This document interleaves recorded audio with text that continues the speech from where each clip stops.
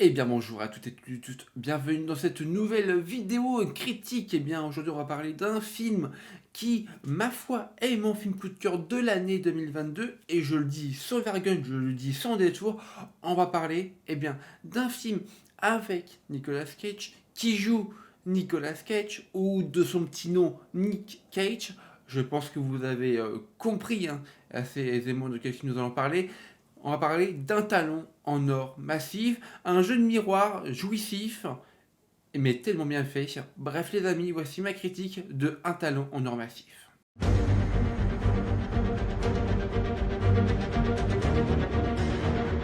Alors je vais pas y aller par quatre chemins, hein. Très sincèrement, c'est mon film coup de cœur de l'année 2022. Je le dis, il est là. Je le dis sincèrement, oui, c'est un bon film pour les raisons que je vais citer.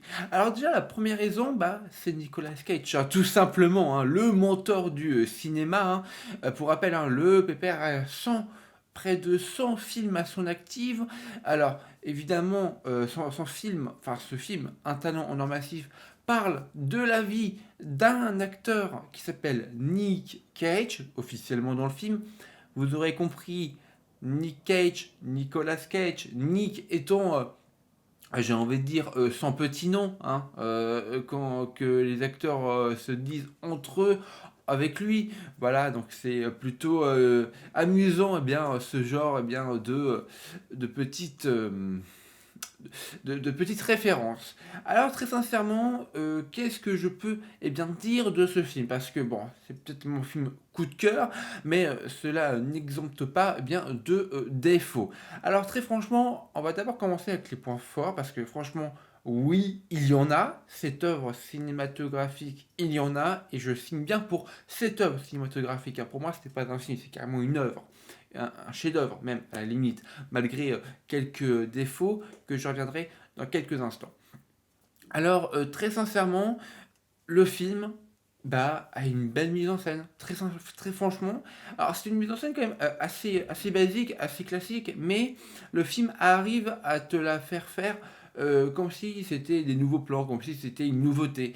Alors que pas du tout. Mais le film a tellement des choses à revendre, à montrer, et veut vraiment montrer ce qu'il a dans le ventre, que ça, du coup, ça en devient mature, joli et tellement bien foutu. Ça, fondamentalement, c'est vraiment un énorme point fort pour le film, tout simplement.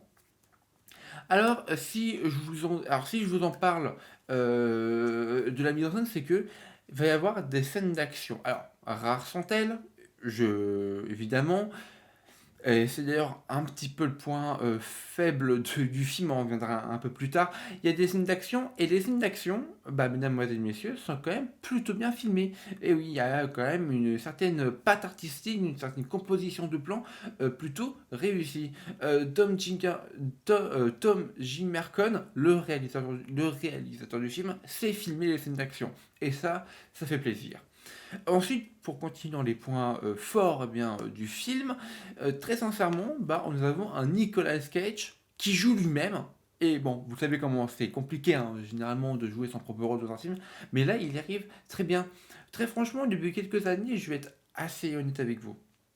Nicolas Cage, depuis quelques temps, il a une espèce de remontada fondamentalement lui va qui lui va tellement bien, et il a joué dans le cochonou film Pig, voilà, que personnellement je n'ai pas fait une critique euh, sur la chaîne parce que j'avais pas grand chose à dire, hormis que j'avais bien aimé le film, voilà.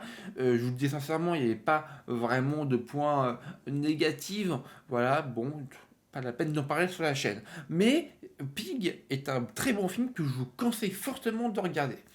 Après, en termes de jeu d'acteur, oui, c'est Nicolas Cage, il joue très bien, c'est un très bon acteur, et comme je l'ai dit sur le JT de France 3, pour ceux qui n'ont pas vu, le replay est disponible sur ma chaîne YouTube, c'est un acteur qui envoie du lourd, littéralement. Voilà, je vous le dis, hein. Je vous le dis là, je vous le dirai toujours, parce que Nicolas Cage est véritablement un dieu vivant de Hollywood, très franchement, et ça, ce que je vous dis là, ça me fait tellement plaisir. Marre de voir des productions hollywoodiennes formatées jusqu'à la moelle. Morbus, Sonic 2, Animaux Fantastiques 3. Catastrophique, hein, ce qu'on a en ce moment à l'affiche. Et là, il y a ce film-là qui fait son apparition et qui déglingue tout en l'espace de à peine 2 heures. Et ça, bah, c'est génial en fait. Ça casse les clichés d'Hollywood, ça casse le quatrième mur. Vraiment, c'est génial. C'est jouissif, c'est bien fait, c'est bien foutu. Et ça, rien que ça. Rien que pour Nicolas Cage, de base, tu sais que ça va être un bon film en fait. Donc voilà. Allez, maintenant, on va passer dans les côtés un peu moins réjouissants du film. Oui, il y en a. Voilà. Les scènes d'action, je les ai un petit peu évoquées pendant la vidéo. Bon, c'est pas le gros point fort du film, même si elles sont bien filmées. Mais le problème, c'est que au global, le film reste quand même un peu mou. Il n'y a pas beaucoup d'action. Mais le reste est quand même remplacé par de l'humour, des bonnes scènes d'humour. Et encore là, l'humour, les scènes d'humour sont quand même assez inégaux, hein, on va pas se mentir. Tu sais pas trop si tu vas rigoler ou non. La scène la plus rigolote du film, bon, je vous spoil pas, c'est juste quand ils sont complètement sous LSD. Hein, voilà, je vous le dis, voilà. Donc, du coup, c'est intéressant comme scène. C'est drôle, c'est bien fait, mais il y a certaines autres films, bon, il y a certaines autres scènes, pardon, qui sont, voilà, pas hyper recherchées, pas hyper drôles, mais n'empêche que avec Nicolas Cage, avec ce qu'il sait faire, ce qu'il sait proposer à l'écran, et ben les choses quand même deviennent un peu plus marrantes, un peu plus drôles, un peu plus digestes, tout simplement. Et ça, bah, c'est génial. Et ça, c'est le signe que c'est un bon acteur, tout simplement. Et donc, bah, fondamentalement, oui, un talent en or massif est un putain de bon film. Nick fucking Cage, comme vous connaissez, je pense, la devise. Du coup, voilà. Bah, les amis, j'espère que cette vidéo critique vous aura plu. J'espère que ça vous aura donné envie d'aller voir le film. Ciao tout le monde, c'était The Creative Man. Au revoir. Et comme on dit, Nick fucking Cage. Allez, ciao tout le monde, les amis.